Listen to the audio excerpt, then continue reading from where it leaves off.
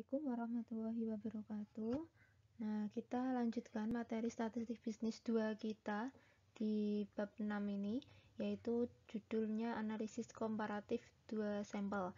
Nah, sebelumnya kita sudah belajar mempelajari jenis-jenis hipotesis, kemudian kemarin ada yang namanya hipotesis komparatif, yang artinya komparatif ini berarti kita melihat bunyinya adalah melihat perbedaan atau perbandingan ya, komparatif, sehingga nanti analisis komparatif ini akan melakukan pengujian terhadap hipotesis yang isinya adalah tujuannya ingin mengetahui apakah ada perbandingan atau perbedaan dari suatu sampel yang diteliti. Nah, untuk bab 6 ini kita khususkan untuk 2 sampel dulu, jadi nanti bisa lebih dari 2 sampel juga.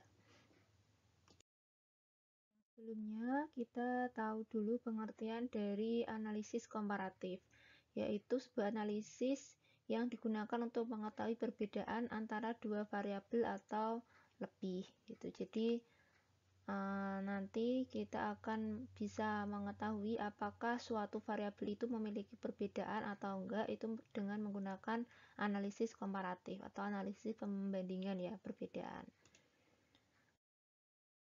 Oke, untuk jenis analisis komparatif itu sendiri itu dibagi menjadi dua, ada untuk analisis komparatif 2 sampel dan ada yang lebih dari 2 sampel.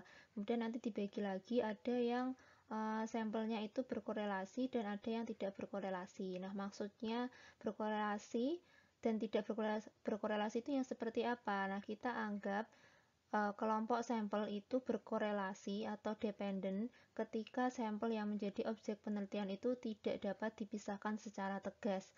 Artinya bisa jadi anggota dari sampel kelompok A itu bisa menjadi anggota sampel di kelompok B.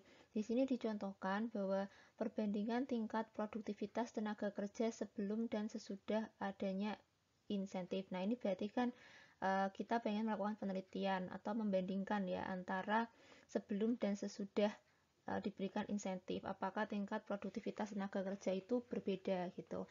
Nah, di sini bisa jadi tenaga kerja yang kita teliti datanya sebelum diberikan insentif itu sama dengan tenaga kerja yang kita teliti, yang kita ukur tingkat produktivitasnya setelah adanya insentif gitu. Sehingga di sini bisa dikatakan sampelnya itu berkorelasi atau berhubungan, karena bisa jadi tenaga kerja sebelum dan sesudah yang kita lihat tingkat produktivitasnya itu sama gitu.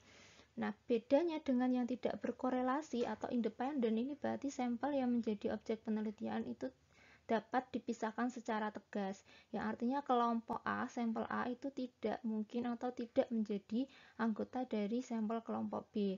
Contoh di sini perbandingan kinerja pegawai negeri dan pegawai swasta. Berarti kalau kita membandingkan antara kinerja dari pegawai negeri dan pegawai swasta, ya berarti nggak mungkin dong pegawai swasta di sini menjadi pegawai negeri atau pegawai negeri menjadi pegawai swasta. Jadi ini adalah dua sampel yang jelas-jelas berbeda atau independen. Jadi nggak mungkin datanya nanti kita sama orangnya gitu. Jadi pegawai negeri pasti orangnya nanti berbeda dengan orang yang ada di pegawai swasta. Nah, itu yang disebut sebagai sampel yang tidak berkorelasi atau independen. Nah, itu nanti bisa di 2 sampel atau lebih dari 2 sampel.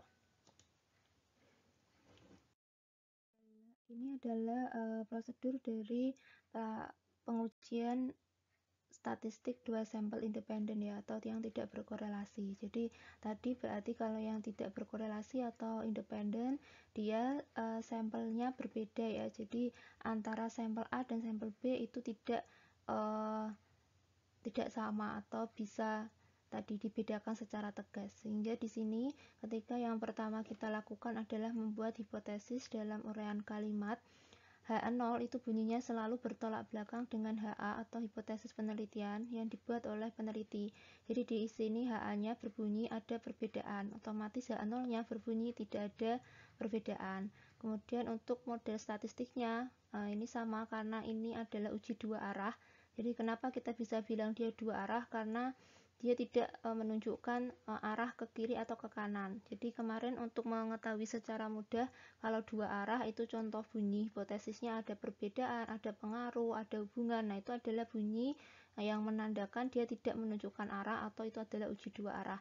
Sehingga nanti ketika ditulis dalam model statistik, untuk HA-nya ini kita tulis sama dengan, yang artinya ada perbedaan. Untuk HA0-nya berarti tidak sama dengan atau yang artinya tidak ada perbedaan. Kemudian kita tentukan alfanya berapa. Kemudian kita menentukan uji yang digunakan dan kaidahnya sama. Jadi H0 ditolak ketika T hitungnya lebih besar dari T tabel. Nah, T tabelnya nanti mencarinya di tabel T itu dengan cara alfa dibagi 2 dan N-2. Jadi alfanya nanti berapa? Biasanya 5%, 0,05 dibagi 2 berarti 0,025. Nah, nanti N-2 gitu. Untuk rumus mencari T tabel. Nah, ini alurnya secara detail ya. Jadi nanti untuk membantu kita bisa memulainya dengan membuat tabel penolong X1, X2 ini berarti sampel A, sampel B tadi ya. Kemudian kita hitung sigmanya, jumlah keseluruhan X1 min X bar ya. Jadi nanti kita butuh mencari rata-rata dari X1-nya ini. Kemudian dikuadratkan, nanti kita sigmakan juga. Kemudian kita juga perlu mencari sigma dari jumlah dari X2 min X bar 2, ini berarti ini ya, untuk sampel yang kedua. Kita cari juga rata-ratanya, baru dikuadratkan. Kemudian setelah itu, ini tadi nilai rata-rata, nilai varian ya, berarti SI pangkat 2, ini juga nanti kita cari untuk S1 dan X2. Kemudian menghitung nilai T hitung. Nah, T hitungnya di sini ada S1, S2, berarti ini nilai varian X1 dan nilai varian S2. Kemudian nanti ada N1, ada N2, berarti N untuk S1 dan N untuk S2 gitu. Nah, ini tadi untuk mencari nilai dari T tabel. Itu rumusnya kalau dia dua arah, yang jelas dua arah. Kalau ini adalah uji komparatif, nanti berarti alfa dibagi 2 dan N-nya, jumlah N-nya nanti dikurangi 2. Nah, ini dicontohkan dosen statistik FEB ingin mengetahui apakah ada perbedaan nilai ujian mata kuliah statistik antara kelas pagi dan malam. Nah, ini berarti dia independen ya, jadi nggak mungkin mahasiswa kelas pagi itu sama dengan mahasiswa kelas malam, sehingga sampelnya berbeda antara sampel A dan sampel B, sampel 1 dan sampel 2 ini berbeda, sehingga ini independen. Karena kita belajarnya ini tadi yang pertama adalah independen dulu. Kemudian kita ambil sampelnya sebanyak 15 orang untuk masing-masing kelas. Alfanya ditentukan yaitu 5%. Ini adalah data nilai dari kelas pagi. Untuk itu kita kasih labelnya S1 dan kelas malam kita kasih label S2. Nanti kita ambil sigmanya ini jumlahnya. Kita buat yang pertama adalah hipotesis dalam kalimat. Jadi HA-nya berarti ada perbedaan, HA0-nya berarti tidak ada perbedaan antara nilai dari mata kuliah statistik kelas pagi dan malam. Kemudian model statistiknya tinggal menyesuaikan ya. Ini kebalik ya, berarti HA0-nya ini tidak ada, maksudnya tidak sama dengan, HA-nya berarti sama dengan. Kemudian kaidah pengujiannya tadi ya, T hitung lebih besar dari T tabel, maka H0 ditolak. H0 ditolak berarti yang diterima HA-nya. Berarti hipotesis penelitiannya dianggap bisa diterima.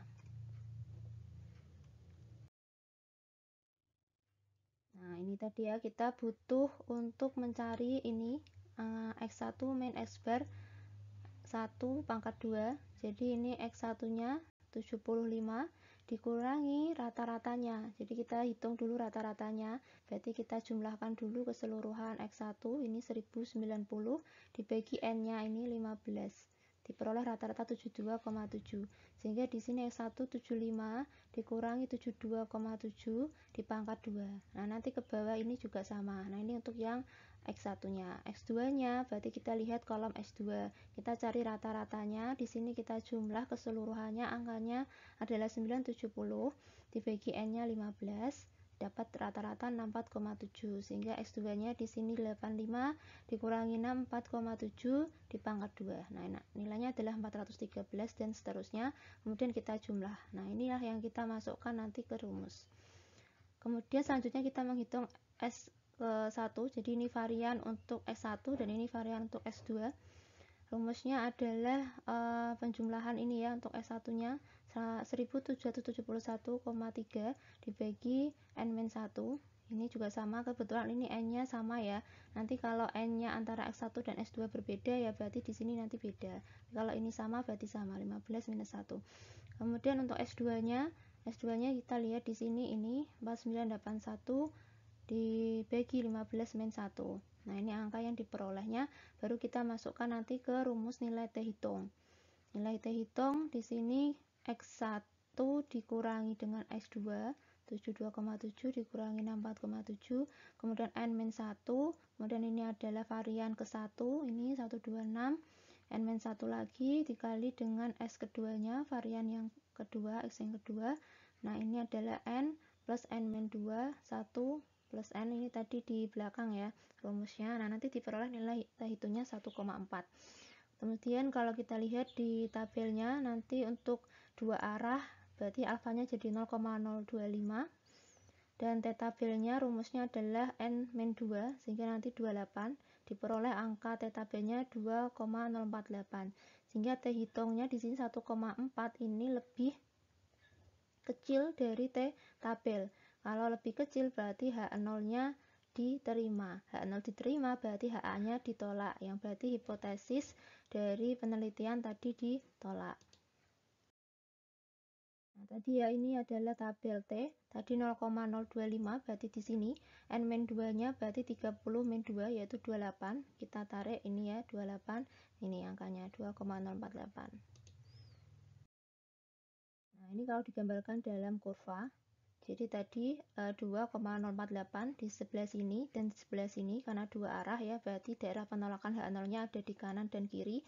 Kemudian nilai dari T hitungnya adalah 1,4 di sebelah sini, atau berada di daerah penerimaan H0. Sehingga kesimpulannya H0-nya diterima, HA-nya ditolak. Yang berarti hipotesisnya tadi tidak ada perbedaan gitu. Ini adalah latihan soal, nanti kalian kerjakan soal ini ya untuk latihannya.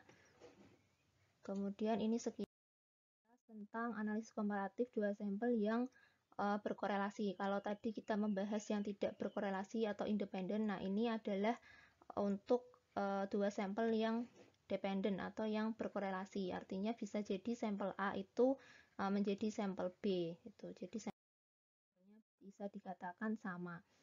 Nah, ini sama ya untuk alurnya, rumusnya juga sama.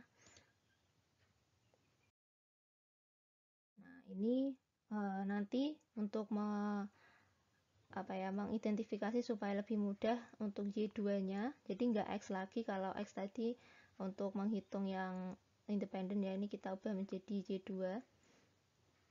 Kemudian ini sama, mencari rata-rata, kemudian mencari varian, kemudian nanti kita perlu mencari juga standar deviasinya. Nah, ini sama, kita buat tabel penolong. Nah, untuk yang berkorelasi, ini kita tambahkan kolom perkalian X dan Y. Kemudian kita butuh kuadrat dari X dan kuadrat dari Y. Tuh, jadi ini caranya berbeda dengan uji komparatif yang sampelnya independen. Nah, ini adalah sampel yang berkorelasi ya. Jadi berbeda rumusnya. Nah, ini kita perlu menghitung nilai korelasi R, sama ini rumusnya, menghitung korelasi, menghitung R, kemudian menghitung nilai T hitung. Jadi ini X bar berarti rata-rata dikurangi rata-rata yang Y, jadi sampel yang kedua. Kemudian ini rumusnya S berarti tadi ya variannya, varian untuk sampel yang pertama, jenis yang pertama atau X, kemudian ini S yang kedua, berarti ini adalah varian untuk Y-nya. Nah, ini sama N berarti N-nya, jumlah N-nya. R ini berarti dihitung dari sini. Makanya tadi rumusnya kita untuk menghitung R butuh perkalian X dan Y, dan juga kuadrat dari Y dan kuadrat dari X ini. Kemudian menghitung nilai T tabel. Menghitung nilai T tabel yang membedakan kalau yang tadi itu N-2, kalau untuk sampel yang berkorelasi dia N-1.